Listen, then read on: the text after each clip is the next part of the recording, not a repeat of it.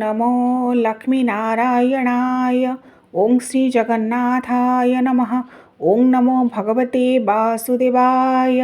वक्रतुंड महाकाय सूर्यकोटि समप्रभ निर्विघ्नं कुरु मे देव सर्वकार्येषु सर्वदा।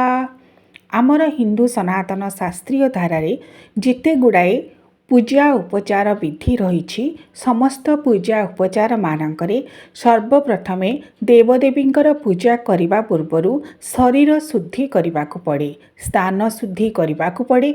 तेबे आसंतु जानिबा किपरि भावरे विधिबद्ध भावरे जेतेबेले आपण दैनंदिन पूजा करूछंती बा कोनोसी विशेष कार्य मध्य पूजा करूछंती सेतेबेले पूजा आरंभ करने पूर्वर किपरि भावरे निज शरीर बा देहर शुद्धि करिवे एवं स्थान शुद्धि करिवे। साधारणतः पूजक जो माने मंदिर मानकरे पूजा करूछंती बा विशेष भाव में गृह प्रतिष्ठा ठारू आरंभ करी विवाह व्रतघर विशेष किछि बड़ अनुष्ठान मानकरे पूजा करूछंती से माने शरीर शुद्धि करने सहित विशेष भाव में स्थान शुद्धि मध्य करिथांती। सेतिपई मध्य स्वतंत्र विधि रही। केउ केउ स्थान रे स्थान शुद्धि को करी स्थान मंत्र को पाठ करी ताहाको शुद्ध करिवे अर्थात पवित्रीकरण करिवे। कारण पवित्रतम स्थान रे निजको पवित्रतम करी सही पवित्रतम परम ब्रह्म को विभिन्न सगुण देवदेवी स्वरूप रे आवाहन करा जाए। एबे आसंतु जानिबा शरीर शुद्धि मंत्र संपर्क रे। जेतेबेले आपण दैनंदिन पूजा करूछंती सर्वप्रथमे प्रातः काल रे स्नान सारी ठाकुर घर को जाई सर्वत्र गंगा जल को सिंचन करी जेतेबेले पूजा आरंभ करिवे पूजा आरंभ करने पूर्वर सर्वप्रथमे निजर शरीर को शुद्ध करिवे।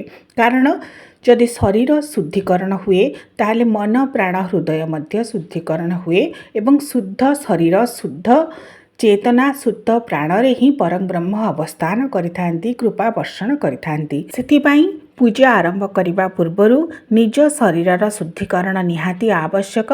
जदिओ स्नान पर शरीर शुद्ध होता है बोली विश्वास करा जाए तेबे प्रतीकात्मक भाव में किछि मंत्र को पाठ करा जाए शरीर को शुद्ध करा जाए। कारण मंत्र पाठ सहित शरीर रे जल सिंचन होबा द्वारा ताहा पूजा योग्य होता है। देवता को उपासना करने निमित्त शरीर योग्य होता है बोली विश्वास करा जाए।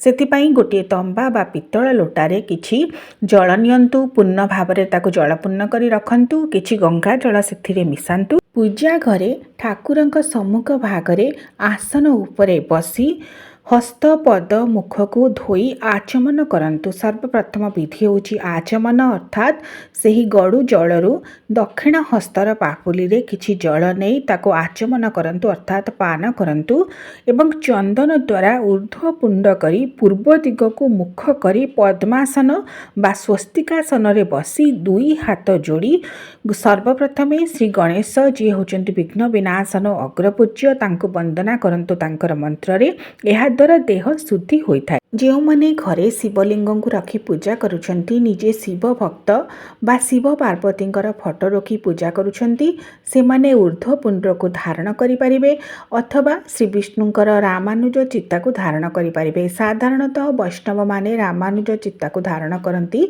अथवा केवल चंदन रे बिंदु तिलक आपण मस्तक रे लगाई परिबे।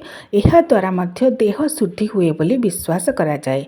शास्त्र रे संपर्क रे मंत्र रे कहा जाइछि स्नातो निर्मल शुद्ध सूक्ष्म वसनो धोतांघि पाण्याननः स्वाचान्तः स्वपवित्र मुद्रितकरः श्वेतार्धो पुण्ड्रेज्वलः प्राचीदिग्वदनो निबध्य सुदृढं पद्मासनं स्वस्तिकं चासीनः स्वगुरुन् गणाधिपमथो वन्देतः बद्धाञ्जलिः। अर्थात स्नान सारी पवित्र पाट लुगा बा स्वच्छ लुगा को पिंधि हस्त पद मुख को धोई आचमन करी चंदन द्वारा मस्तक तिलक ऊर्ध्वपुंड आदि को लगाई पूर्व दिग को मुख करी पद्मासन बा स्वस्तिकासन रे बसी दुई हाथ जोड़ी प्रभु श्री गणेश को स्मरण करिवे एवं शरीर शुद्धि पाई एही मंत्र को पाठ करिवे। ओं श्री विष्णवे नमः। ओं अपवित्रो पवित्रं वा सर्वावस्थां गतं पिबः जस्मरन्ति पुण्डरीकाख्यं सर्वाभ्याभ्यन्तरशुचिः पापहं पापकर्माणि पापात्मा पापसम्भवः त्राहि मां पुण्डरीकाख्यो सर्वपापहरो हरिः। अर्थात हे पुंडरीकाक्ष, हे केशव, हे माधव, हे श्रीमन्नारायण विष्णु, आपण सर्व पाप को क्षमा करी सर्व पाप ताप को प्रशमित करी पूजा पाई योग्य मोर शरीर को शुद्धिकरण करने पाई मते सहायक हुंतु। ଏହି ମନ୍ତ୍ରକୁ ପଢ଼ି ନିଜ ମସ୍ତକରେ କୁଶରେ ସେହି ଗଡ଼ୁ ବା ପିତ୍ତଳରୁ ଜଳ ନେଇ 3 ବାର ସିଞ୍ଚିବ। ବିଷ୍ଣୁଙ୍କ ନାମକୁ ଉଚ୍ଚାରଣ କରିବ। ମାଧବ ନାମକୁ ସ୍ମରଣ କରି ଶରୀରକୁ ଶୁଦ୍ଧିକରଣ କରିବ। ଏବେ ଆସନ୍ତୁ ଜାଣିବା ସ୍ଥାନ ଶୁଦ୍ଧି କଥା। ହିନ୍ଦୁ ସନାତନ ଶାସ୍ତ୍ରୀୟ ଧାରାରେ ସର୍ବପ୍ରଥମେ ଦେହ ଶୁଦ୍ଧି ସ୍ଥାନ ଶୁଦ୍ଧି କରିବା ପରେ ଭୂତ ଶୁଦ୍ଧି ପୂର୍ବକ ପ୍ରାଣାୟାମ କରି ତତ୍ତ୍ୱ ଶୁଦ୍ଧି ଏବଂ ଧୂପ ଦୀପାଦି ସଂସ୍କାର ମନ୍ତ୍ରରେ ସଂସ୍କାର କରି ତାପରେ ଦ୍ରବ୍ୟ ଶୁଦ୍ଧି କରିବାର ବିଧି ରହିଛି, ଯାହା ପୂଜା କାର୍ଯ୍ୟ ବେଳେ ପ୍ରତ୍ୟେକ ପୂଜକ କରିଥାନ୍ତି। ସେଥିପାଇଁ ଶାସ୍ତ୍ରରେ ବିଧାନ ଅଛି, ପୁଣ୍ୟ ଦେଶରେ, ନଦୀ କୂଳରେ, ପର୍ବତ ପାଖରେ, ଶିବଙ୍କ ନିକଟରେ, ବିଷ୍ଣୁଙ୍କ ନିକଟରେ, କୁରୁକ୍ଷେତ୍ରରେ, ପୂଜିତ ଦେବଦେବୀଙ୍କ ପୀଠରେ, ସମୁଦ୍ର କୂଳରେ, ଅଶ୍ୱତ୍ଥ ବୃକ୍ଷର ମୂଳରେ, ଗୋରୁ ଗୋଷ୍ଠୀରେ, ଯେକୌଣସି ଦେବ ମନ୍ଦିରରେ, ବିଲ୍ୱ ଗଛର ମୂଳରେ ଏବଂ ପବିତ୍ରତମ ସ୍ଥାନରେ, ଏହିସବୁ ସ୍ଥାନରେ ପୂଜକ ସ୍ଥିରମତି ହୋଇ ସେବାକୁ ସମର୍ପଣ କରିବେ, ଯାହାକୁ ସ୍ଥାନ ଶୁଦ୍ଧି ବୋଲି କୁହାଯାଏ। ସେଥିପାଇଁ ମଧ୍ୟ ମନ୍ତ୍ର ରହିଛି, ପୁଣ୍ୟ ଦେଶେ ନଦୀ ତୀରେ ପର୍ବତେ ଶିବ ସନ୍ନିଧୌ ବିଷ୍ଣୁ କ୍ଷେତ୍ରେ କୁରୁକ୍ଷେତ୍ରେ ସ୍ୱକ୍ଷେତ୍ରେ ଚାର୍ଚ୍ଚୟେଚ୍ଛିବାಂ ସିନ୍ଧୋସ୍ତୀରେ ଚଳଦଳ ତଳେ ଗୋକୁଳେନ କୂଳେ ବା ଦେବାଗାରେ ଶିଖରି ଶିଖରେ ରମ୍ୟମାଲୁର ମୂଳେ ନଦ୍ୟାକୂଳେ କିମତ ହୃଦये ସ୍ୱାନୁକୂଳେ ସ୍ଥଳେ ବା ସ୍ୱେ ବା ବାସେ ନିୟମିତମତି ନିବେଦୟାତ୍ ପୂର୍ବ ସେବାಂ। ଅର୍ଥାତ୍ ଏହିସବୁ ସ୍ଥାନମାନଙ୍କରେ ସେବାକୁ ସମର୍ପଣ କଲେ ତାହାକୁ ସ୍ଥାନ ଶୁଦ୍ଧି ବିଧି ବୋଲି କୁହାଯାଏ। ତେବେ ଦୈନନ୍ଦିନ ଜୀବନରେ ଯେତେବେଳେ ପୂଜା କାର୍ଯ୍ୟ କରୁଛନ୍ତି ସେତେବେଳେ ଆସନ ଶୁଦ୍ଧି ପରେ ନିଜ ଶରୀରକୁ ଶୁଦ୍ଧି କରି ପୂଜା ଆପଣ ଆରମ୍ଭ କରିପାରିବେ। ଆଚମନ କରି ଆସନ ଶୁଦ୍ଧି ମଧ୍ୟ କରିପାରିବେ କୁଶ ଦ୍ୱାରା। କୁଶରେ କିଛି ଗଙ୍ଗାଜଳ ନେଇ ଆସନ ଉପରେ ପକାଇ ପବିତ୍ରୀକରଣ ମନ୍ତ୍ରକୁ ପାଠ କଲେ ଆସନ ଶୁଦ୍ଧି ହୁଏ ଏବଂ ତାହାକୁ ମଧ୍ୟ ଏକ ପ୍ରକାର ସ୍ଥାନ ଶୁଦ୍ଧି ବୋଲି କୁହାଯାଏ। ତାପରେ ନିଜ ଶରୀରକୁ ଶୁଦ୍ଧି କରି ଯେକୌଣସି ପୂଜା କାର୍ଯ୍ୟ ଆରମ୍ଭ କରିପାରିବେ। ପୂଜା ସମୟରେ ସାଧାରଣତଃ କୁଶ ନିର୍ମିତ, କମ୍ବଳ ନିର୍ମିତ, ଚର୍ମ ନିର୍ମିତ, ପଟ୍ଟ ନିର୍ମିତ, କାଷ୍ଠ ନିର୍ମିତ କିମ୍ବା ତାଳପତ୍ର ନିର୍ମିତ ଆସନ ଉପରେ ବସି ପୂଜା କରିବା ପାଇଁ ଶାସ୍ତ୍ରୀୟ ବିଧି ରହିଛି। ଯେଉଁମାନେ ଯୋଗୀ ସିଦ୍ଧ ପୁରୁଷ ସେମାନେ ସାଧାରଣତଃ ପଦ୍ମାସନରେ ବସି ପୂଜା କରିଥାନ୍ତି।